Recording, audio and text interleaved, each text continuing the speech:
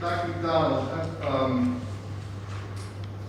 have you ever been designed, funded, or had funded, completed or published results of a randomized controlled trial?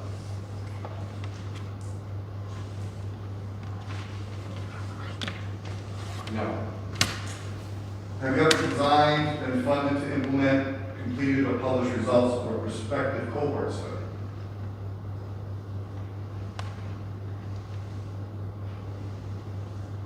You know, I've done so many.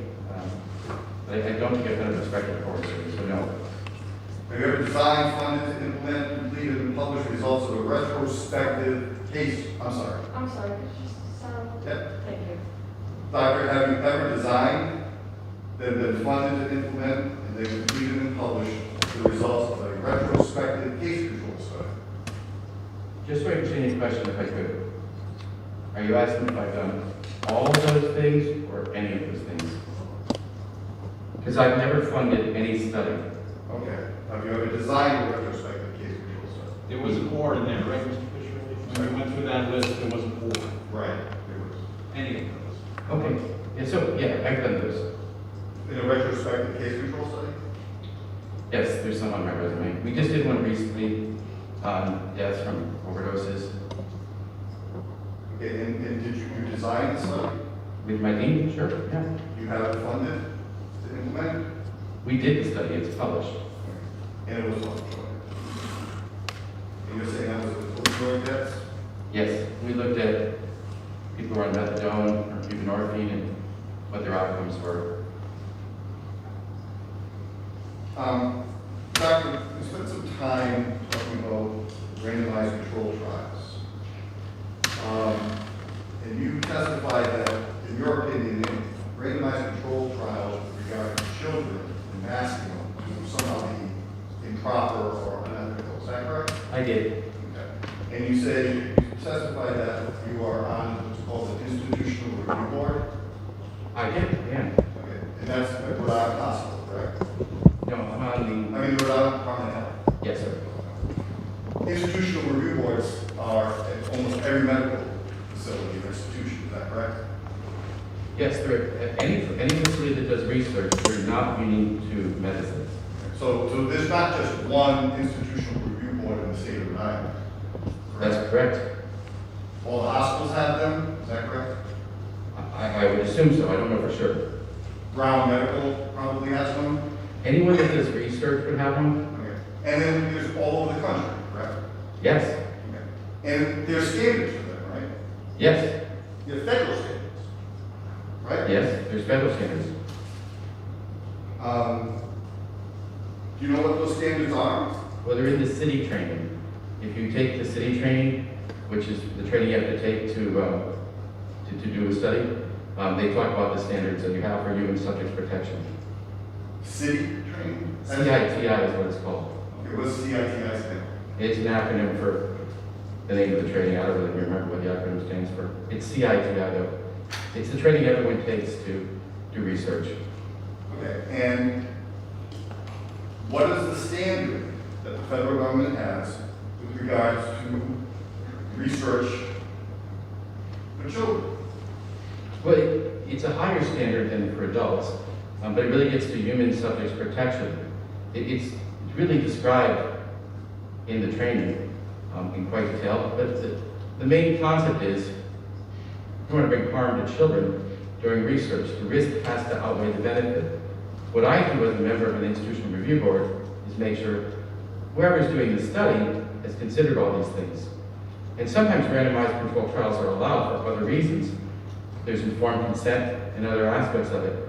But we have to make sure that the human subjects are protected. And sometimes studies are modified to accommodate whatever an IRB says would be a better way of doing a study. Is it true, doctor, that there's 4 different types of categories that IRBs are supposed to consider with regard to children? Yes. I don't know if they're off the top of my head. You don't know what they are? Not off the top of my head. I really don't recall every detail. When I'm on an IRB, I usually have material in front of me. Well, you testified very concretely that under no circumstances would an IRB approve a randomized controlled trial of children in masking? You were very confident about that. I am.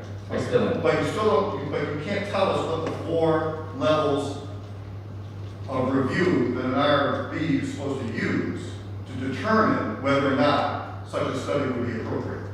No, I don't know those off the top of my head, but I don't need to know them to tell you it's unethical. It's still unethical. Okay. Well, let's say the first standard, these are in the federal regulations. Did you know that?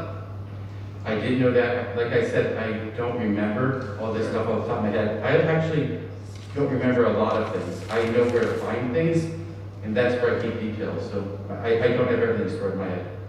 So one of the standards is research not involving greater than minimal risk to children. That's one of the standards, right? Yes? Okay.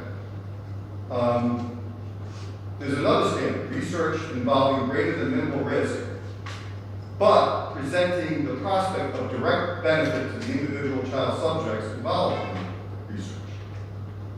Right? Yes? So greater than minimal risk, but the child may benefit. So there's a sliding scale, right, Doc? Yes? So to say unequivocally, if there's more than minimal risk to a child, you would, under no circumstances, allow a randomized controlled trial study. That's not true, because under the federal regulations, you can consider greater than minimal risk. Mr. Fitzgerald, can you reword your question? It got a little complex. Doctor, when you testified that under no circumstances should a randomized controlled trial study be done of children wearing masks, because it presented too great a risk to them, correct? I did. Okay. But under the federal regulations, even if it's a greater than minimal risk, you can do a study with children if it presents the prospect of a direct benefit to the children. Yeah, that you may say that, but I think that actually highlights the point why I wouldn't allow a study to be done exposing children wearing masks. Because in my opinion, if you put children in one classroom that aren't wearing masks, or one school that aren't wearing masks, no matter how you design your study, you're still putting the population of children at risk, where there really doesn't need to be. Because in my opinion, there's ample observational studies, national expert opinion, federal agency reports that say masks are safe and effective. So I couldn't advocate for any risk to be accepted by a child. Keep in mind, in a classroom in school, you have some children who have highly complex medical problems, greater risk. It just would be too complicated a study to design.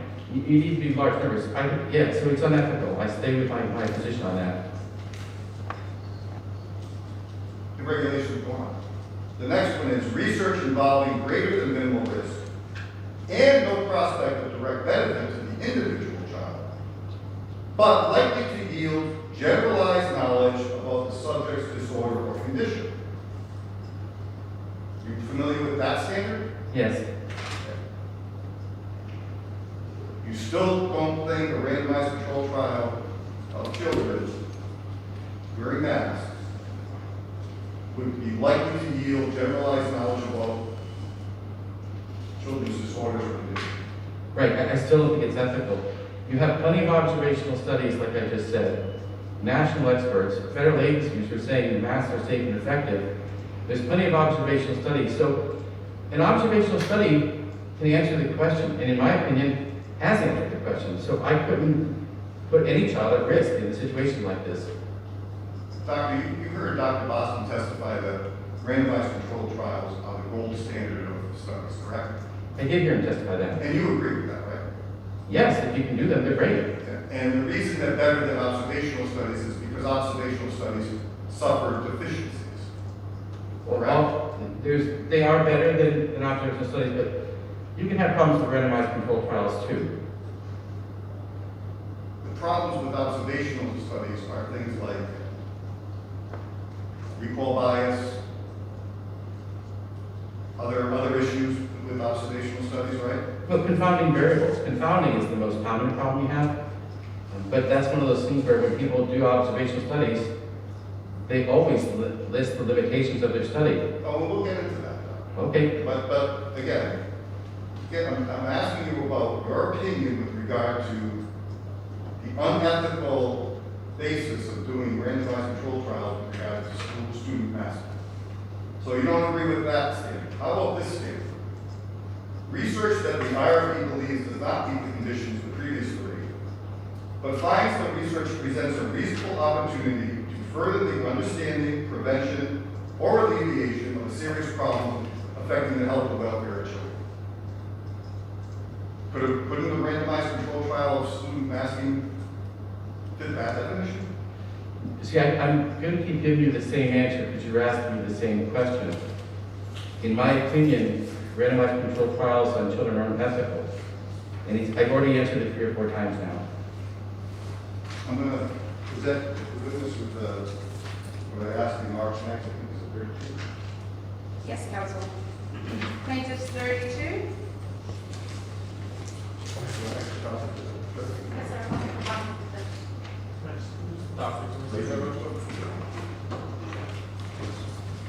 I'm sorry.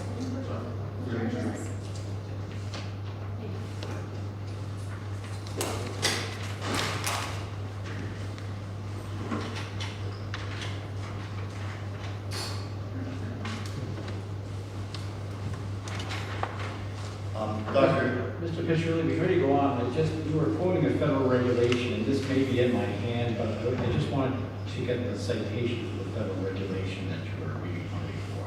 sure, Is it this? yes, it's included in this document. It's 45 CFR 46.404, .405, .406, and .407. Thank you. And it's contained in this document. Thank you. Unless there's an objection, I'd like to move this as a full exhibit, it's a government document. Just a moment.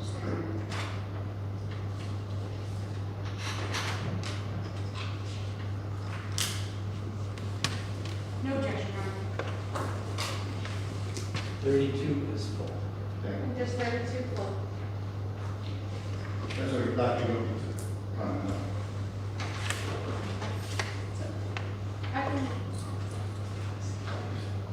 I can mark it out.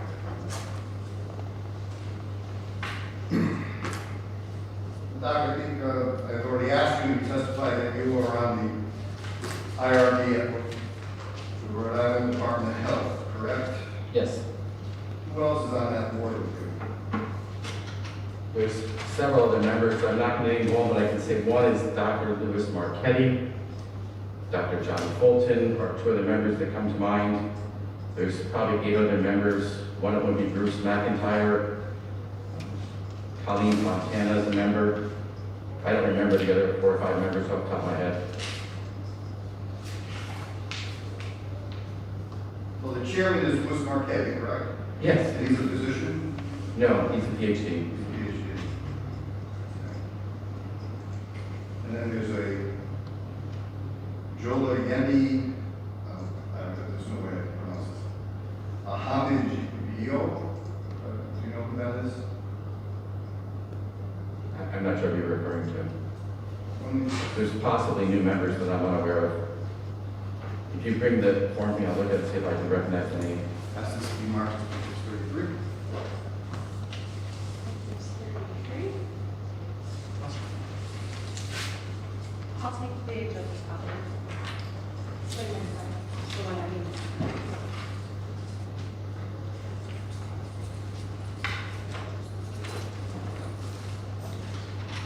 Sorry, Doctor, the pages are not numbered, go towards the back.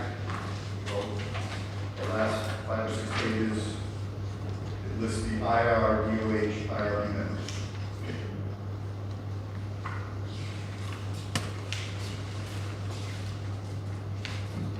I think it's 6 pages from the bottom.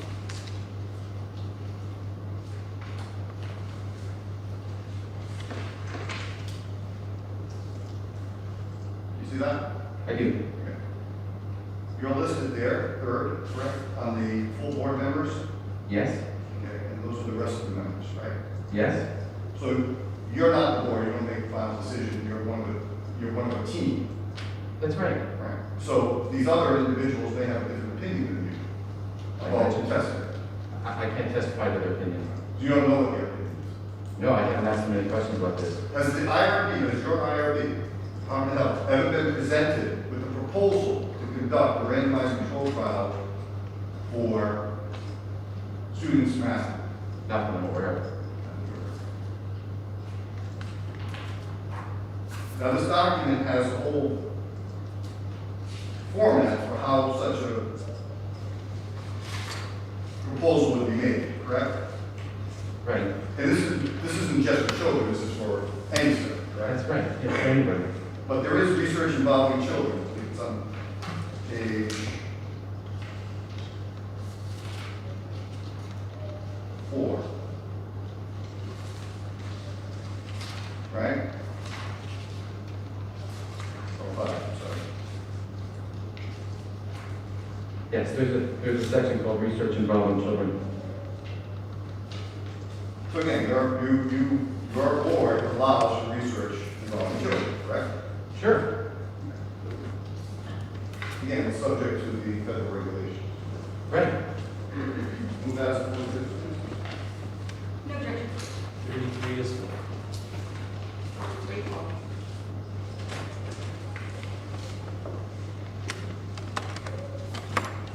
Now, Doctor, you heard Dr. Boston testify that there were 13 negative randomized control trials of community masking of adults between 2008 and 2021, correct?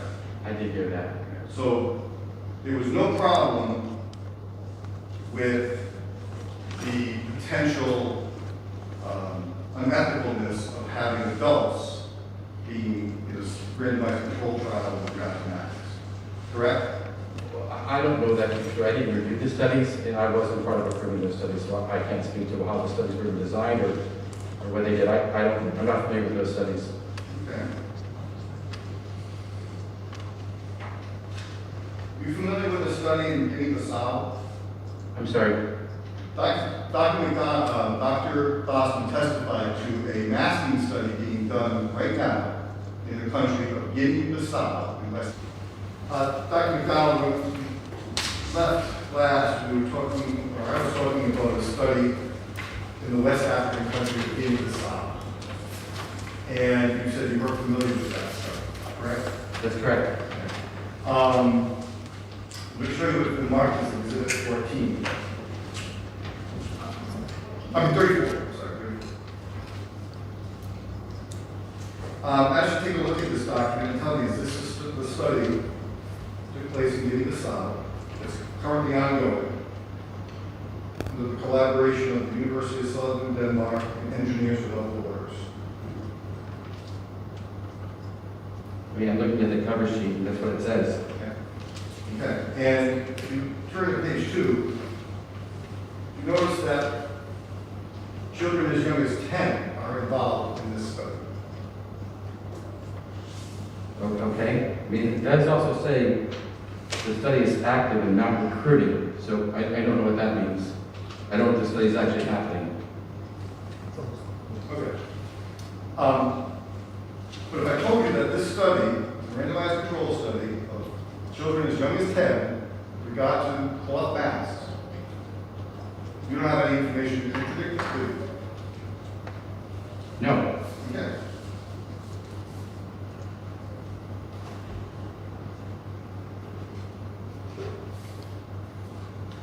So that's not an unethical study, is it, Doctor? I haven't seen the study design.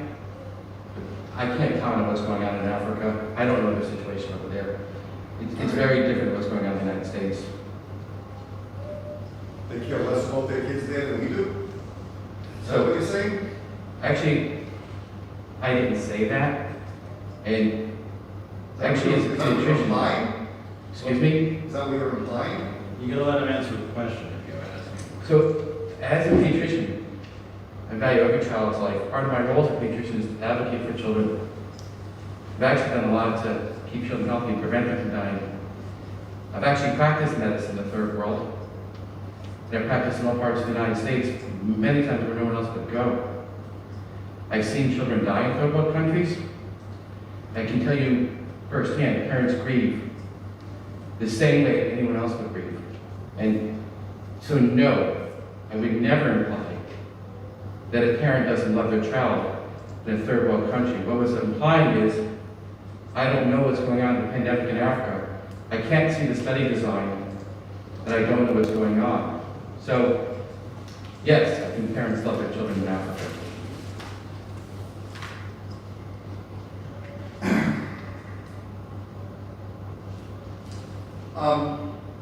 Let's get back to Doctor, the concept of randomized controlled trials versus observational studies. You admitted earlier this morning that you believe, you agree with Dr. Boston that randomized controlled trials are the gold standard of studies, correct? Yes, if you can do it, I'd love to do it.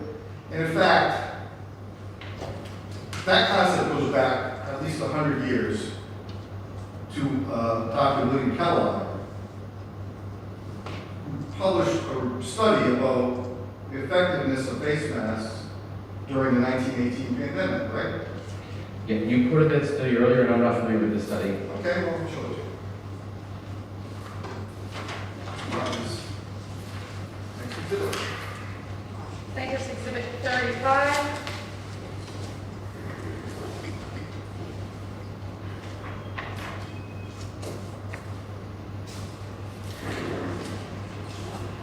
You want a minute to review it, or I can point you to the specific quotes that I think are relevant.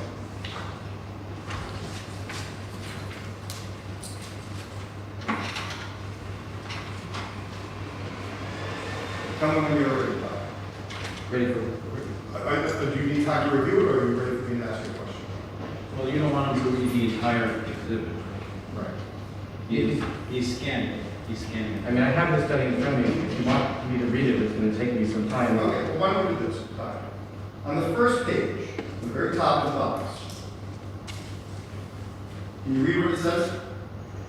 It says masks have not been proved efficient enough to warrant compulsory application for checking of epidemics, according to Dr. Kellogg, who has conducted a painstaking investigation with gauzes. This investigation is scientific in character, omitting no one of the necessary factors. It ought to settle the much argued question of masks for the public. Okay. And then, if you look on page 2, the highlighted, there's a, go down to the bottom of the first column, where it says, in the last paragraph, the failure of the mask was a source of disappointment. For the first experiment in San Francisco was watched with interest, with the expectation that if it proved feasible to enforce the regulation, the desired result would be achieved. I believe that he referred to a regulation mandating mask wearing in San Francisco. Is that correct? You read it, so I'm just acknowledging that you read it. I don't know what it's referring to. Dr. You have a Master's of Public Health. You're the head of the COVID unit in Rhode Island. And you're not familiar with Dr. Kellogg and his report on the masking No. in the 1918 pandemic flu pandemic? I'm not familiar with this study. I don't even think it's relevant. Well, I didn't ask you that, Doctor. I'm Okay. asking if you're familiar with it. I'm not familiar with it. Okay. He goes on to say the reverse proof Your shows. Honor, I just want to note that this exhibit isn't in full at this point. It is a full exhibit It already? is not. Yes, I know that. Well, at this point, Your Honor, we're going to do this. No objection. 35 is full. Plaintiff's 35 full. Can I just be clear, is Dr. 34 also full? 34 is still ID counsel. Can I move 34 as well? It's still ID counsel. Can I move that full as well? 34? I'm sorry, Your Honor, just taking a moment to look at it. 34 is full. To continue. The masks, contrary to expectation, were worn cheerfully and universally, and also contrary to the expectation of what should follow under such circumstances. No effect on the epidemic curve was to be seen. Something was plainly wrong with our hypothesis. is it your testimony, doctor, that you think because this is 100 years old, Dr. Kellogg, his observations from back then are not worth even considering? Objection, Your Honor. I just want to know if we're talking about something Dr. McDonald has not had an opportunity to fully review and is being asked specific questions with respect to that. I asked if he be given an opportunity to read the study. But he did, I am very confident that Dr. McDonald can speak for himself. It's a 100-year-old study. We have far better studies. I haven't looked at the study. I'm not familiar with it. But I can assure you, when I'm looking through science to make public health recommendations for Rhode Island, I am not looking at studies that are 100 years old. I can assure you of that. I'm looking at contemporary studies that are done in our time. There's so much different about the 1918 pandemic than about the current pandemic that I wouldn't be looking at this. And I don't know what kind of masks they were using. I don't even know if people had soap. I don't know what their living conditions were like. I don't even know if the influenza strain was really respiratory or droplet spread or also spread by contact. I just don't know those things. So no, I don't know the study and I really can't give it any weight right now. Doctor, would you agree with me that the last time in this country that anybody tried to impose a mask mandate to forestall an epidemic was in the 1918 flu epidemic? It's never been tried since then, until now, correct? That's correct. So for 100 years after Dr. Kellogg's report, no public entity in this country even considered mandating people wear masks, right? Objection, speculation. Question is fair. And yet, all of a sudden, this Sorry, pandemic. Doctor, did you answer? No. Yes, he said right. I think he agreed. I agree. Thank you. Thank you, Judge. You said right. You meant yes. Yes, I meant yes, thank you. So, now all of a sudden, in this pandemic that started in March 2020, public health officials in this country, some of them, like you, have decided to ignore 100 years of history and suddenly impose masking. Is that true? Objection, Your Honor. He's asking to opine about what other public health officials do. It wasn't specifically related just to Dr. McDonald. Yes, I'm absolutely going to ignore a 100-year-old study where there's much better studies out there, absolutely. That wasn't the question. Okay, The question was, since that study, for the last 100 years, up until March of 2020, no public health official has tried to impose a mask mandate to forestall an epidemic, correct?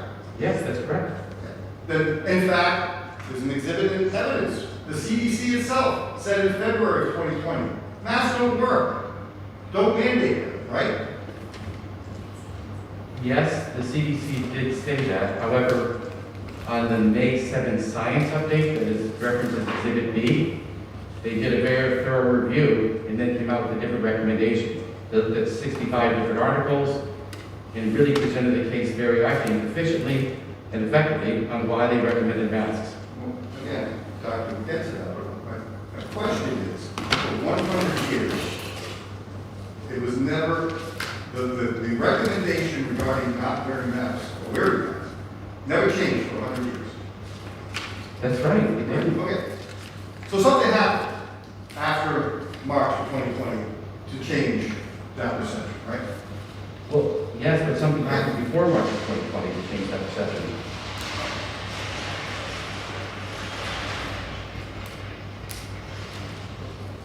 All right, Doctor.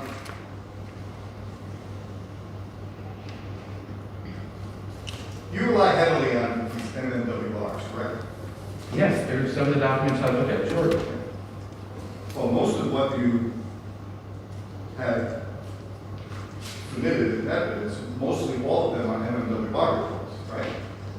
Well, yes, but the science briefs are actually review articles based on other articles that don't include morbidity mortality weekly report. So I definitely do look at the morbidity mortality weekly report. It's a Right. very reliable journal that I think is very efficient and very effective. And I think you testified that earlier that you considered them better than peer review. I do. Even though testimony was and the evidence was that those studies have to conform with the CDC policy, correct? Well, yes, and if you remember the 2011 document, it was titled something like the history of the MMWR. There's a sentence that says it's not traditionally reviewed like other peer-reviewed journals, but then they want to explain what I think is a very heightened level of review, far more review than I've ever had for any article I've ever published. So it's a very extensive review. So yes, it's a very extensive review for anything you publish in the MMWR. But it's reviewed internally within the CDC, correct? Well, it's reviewed by the CDC, but the authors are often not CDC. But it has to be approved by the CDC. Absolutely has to be approved by the CDC. Do you have any concern that the MMWR reports might be compromised because of political pressure put on them by the CDC? No. Are you aware, Doctor, that there is currently an investigation by Congress into the politicization of the MMWRs? No. You're not aware of that? No. If you were aware of that, would that concern you about their reliability? You know, Congress investigates a lot of things, and the political world is what it is, quite frankly. So you're comfortable ignoring the possibility that these MMWR reports are being skewed to represent the current policy of the current presidential administration? So I didn't say that. Okay, well, if you knew that, if you knew that it was possible that political pressure was being put on the CDC and the MMWR to conform to political policy, would that concern you about the reliabilities of these reports? You know, they're journals. They have references. You can look at what they're saying. They are read by people like myself who are experts in the field, and I can make my own determinations, and I do. Every study that they put out, I review. I sometimes even discuss them with colleagues. Ms. Mark, next, please. Papers Exhibit 36, marked for identification. There's no objection. Council, I'm sorry.